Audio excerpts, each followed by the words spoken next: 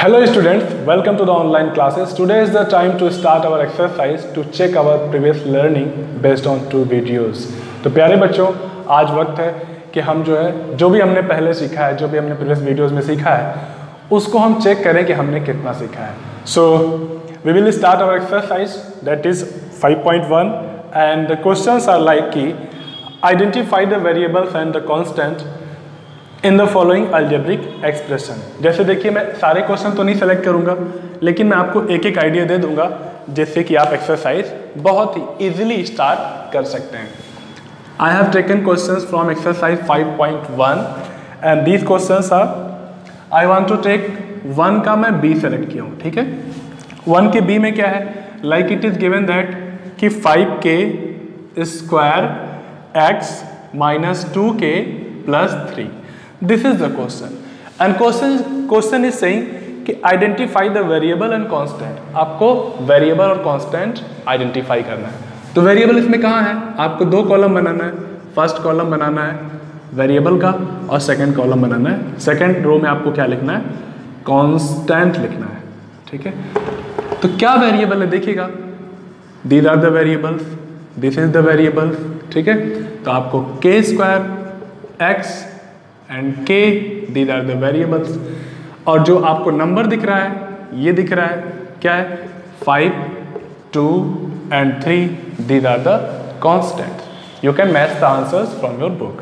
Next is the classify the following terms as monomial, binomial, trinomial. तो ये तो बहुत सिंपल है. अगर टर्म एक टर्म है तो मोनोमियल, 2 टर्म है तो बायोनोमियल. तो इसको आप इजीली कर सकते हैं on the basis of first video. Next to it, the question number 3 is there. Write the factors of the following term. Factors तो मैंने अभी पढ़ाया है, तो factors कैसे लिखना है देखिए. जैसे मान लीजिए गिवन है 9a square b. I am talking about question number 3. ये 3 का मैंने a सेलेक्ट किया हुआ है. ठीक है, आपको इसका फैक्टर पूछा जा रहा है, तो फैक्टर कैसे लाना है देखिए प्यारे बच्चों.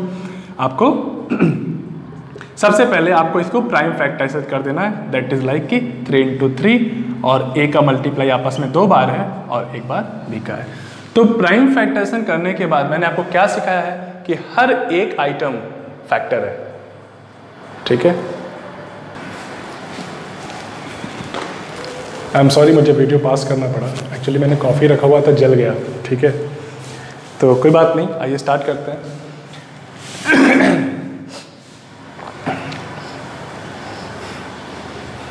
बहुत स्मेल आ गई यहाँ पे. तो क्या सिखा रहा था मैं आपको कि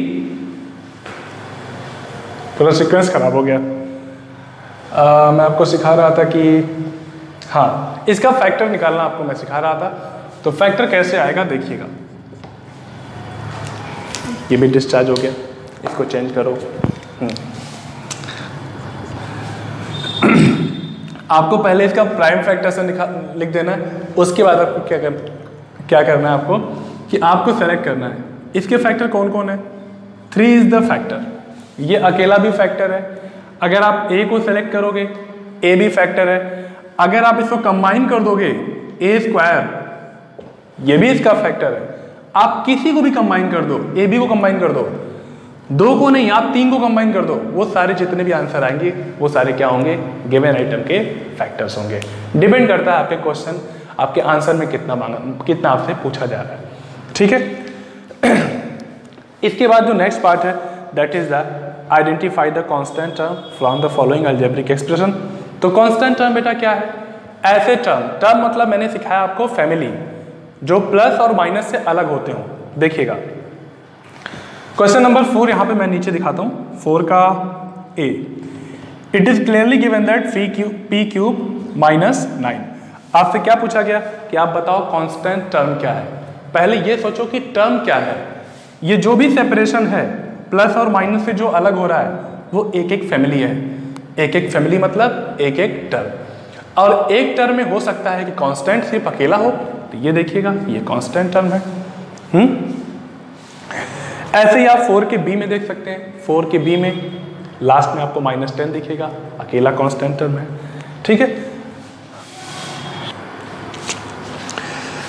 now the time is to see the question number 5 where the question is asking about the coefficient coefficient of the specified item, like question number 5 से, क्वेश्चन नंबर 5 में क्या पूछता है, ये फिर से आ जा रहा है भाई, इसको चेंज ही कर दो, यस सॉरी।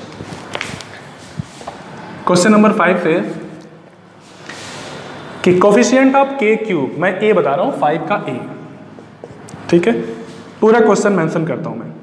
सबसे पहले तो आपको क्या पूछा जा रहा है, -3k³ y² r, इतना आइटम आपके पास है और आपसे कोफिशिएंट पूछा जा रहा है। किसका कोफिशिएंट, देखिएगा कोफिशिएंट ऑफ k³।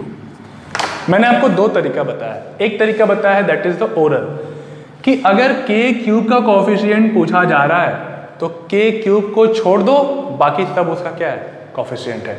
बाकी सब का मतलब -3y² r, तो आंसर क्या है, -3y² r। ये क्या है, ये k³ का कोफिशिएंट है, ठीक। और इसका कोफिशिएंट k³ है, दोनों होता है, क्योंकि दोनों का मल्टीप्लाई करने पर हमारा जो आइटम है, जो हमारा टर्म है, वो कंप्लीट हो जाना चाहिए, ठीक है। अच्छा, एक निकालने का तरीका मैंने सिखाया था कि आप क्या करिए, आप पूरा आइटम जो है नोट डाउन कर दीजिए और जिसका कोफिशिएंट पूछा जा रहा है आप उससे डिवाइड कर दीजिए। तो डिवाइड करेंगे तो ये आपस में कैंसिल हो जाएगा, तो क्या बचेगा, -3y² r बचेगा, जो कि आपका क्या हो जाएगा, आंसर हो जाएगा। अगर ये आप चाहें तो इसको k को 3 टाइम्स करके दिखा लें, y को 2 टाइम्स करके दिखा लें, ये आपके ऊपर है, इससे कोई दिक्कत नहीं है। Next is question number 6 is asking about like term, like term, unlike term, ठीक है। आपके पास ए से लेके ABCDEFGH तक H तक दिया गया है, ढेर सारे आइटम दिए गए हैं और आपको बताना है लाइक टर्म को एक साथ करना है।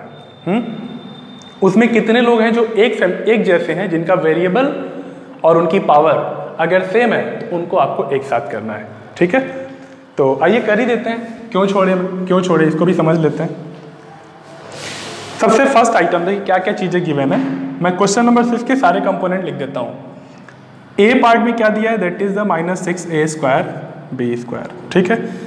उसके बाद दिया है 4x² y², फिर से दिया है -19 b² a², फिर क्या दिया है 6pq, दोनों का स्क्वायर है।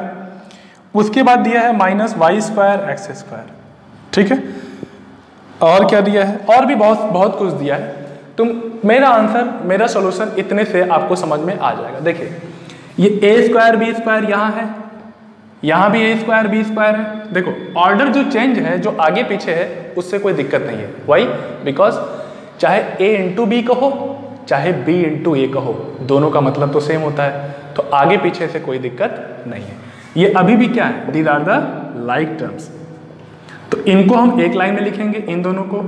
अगर इसी फैमिली का a² b² फैमिली का कोई और मिलेगा तो उसको भी हम उसी के साथ लिखेंगे। ये आपकी फर्स्ट रो कंप्लीट हो जाएगी। सेकंड रो में आएंगे आप, तो सेकंड रो में देखेंगे और भी कोई आइटम है p² q²। अगर इसका कोई, जैसे देखो इसका तो नहीं दिख रहा है, लेकिन ये दिख रहा है, ये देखो x² y² है, यहाँ सारी स्क्वायर था, ठीक है। तो ये दोनों एक ही फैमिली का दिख रहा है, क्योंकि दोनों में x² y², y²। देखिए प्यारे बच्चों, अगर एक भी पावर मैच नहीं करेगी तो वो लाइक नहीं होगा, ठीक है। खाली x y मत देखना, उसका पावर भी देखना। तो पावर अगर सेम रहेगा तो वो एक ही फैमिली का होगा, उसको हम लाइक टर्म कहेंगे।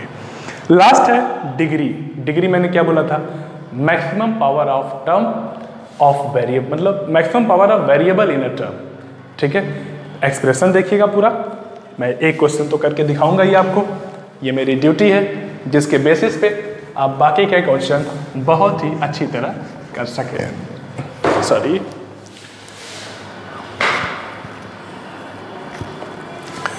so question number 7 from 5.1 is asking about the degree of the polynomial or the algebraic expression। तो चलिए हम एक क्वेश्चन लिखते हैं इसमें से। मैं 7 का D सेलेक्ट कर रहा हूँ, D फॉर डॉग। तो D में क्या है, D में 3/2 है, y की पावर 6 है, -2 है, y³ है, y³ है, x² है, प्लस 6x स्क्वायर है, सॉरी x नहीं है, y स्क्वायर है, फिर x है, फिर प्लस 1/2 है और x टू द पावर 6 है। इतने आइटम आपके क्वेश्चन 7 के डी में हैं और आपसे पूछा जा रहा है कि find the degree of the expression, algebraic expression. So I will write कि degree equals to what? Degree is the maximum power of variable in expression. तो देखिए अलग अलग फैमिली है, एक फैमिली का डिग्री एक साथ काउंट होगा, ठीक है। यहाँ पे डिग्री कितनी दिख रही है? 6। यहाँ पे देखो 3 और 2 मिला करके 5, 2 और 1 मिला करके 3। तो मैक्सिमम पावर कहाँ से आ रही है? एक 6 यहाँ भी है, 6 यहाँ भी है। तो इसमें 6 से बड़ी तो कोई पावर नहीं है ना, तो जो सबसे बड़ी पावर होगी उसी को हम क्या बोलेंगे? डिग्री। खाली आपको पावर आंसर में लिखना है, ये पूरा आंसर में नहीं लिखना है, ओनली 6 पावर। तो हम लिखेंगे डिग्री के बाद यहाँ पे लिखेंगे of algebraic expression is equals to 6 directly. कोई अगर पूछे क्यों तो बोलो कि because the maximum power of variable in expression is called the degree of the polynomial. ठीक है, ये हो गया आपका 5.1। तो ठीक है, अभी आप इतना ही करिए, इसके बाद मैं नेक्स्ट पार्ट में मैं 5.2 भी डिस्कस करूँगा और उसको मैं आपको जो अलजेब्रा में जो टर्म्स हैं उनको ऐड करना, सब्ट्रैक्ट करना भी आपको मैं सिखाऊंगा। Thank you very much, have a great day.